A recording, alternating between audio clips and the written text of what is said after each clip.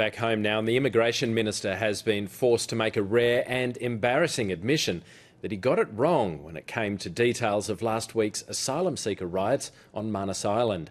Scott Morrison has corrected the record after initially claiming that most of the violence had occurred outside the detention centre.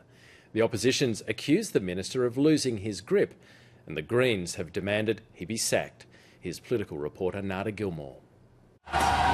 There was chaos, violence and bloodshed. But exactly what unfolded on Manus Island a week ago is anything but clear. Information is rarely perfect so soon after the incident. It turns out his information was wrong.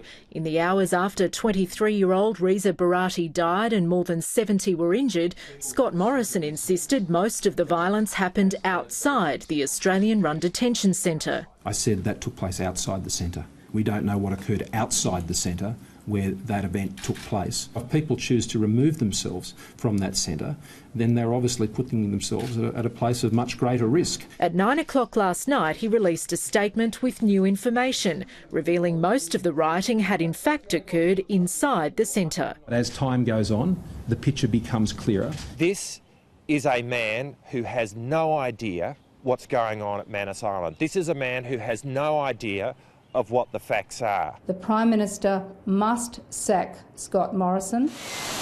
To the contrary, Tony Abbott's full of praise. You don't want a wimp running border protection. You want someone who is strong, who is decent, and Scott Morrison is both strong and decent. The Minister says the facts of exactly what happened on Manus Island will ultimately be determined by the independent inquiry and police investigation. The role of Australian contracted G4S security staff is under scrutiny. I expect our service providers, even under extreme provocation, to act in a lawful way. Even before the Manus Island riots, the Minister had food for thought.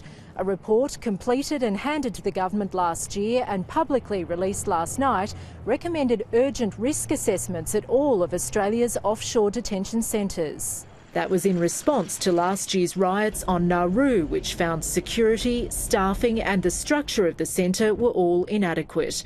Nada Gilmore, ABC News, Canberra.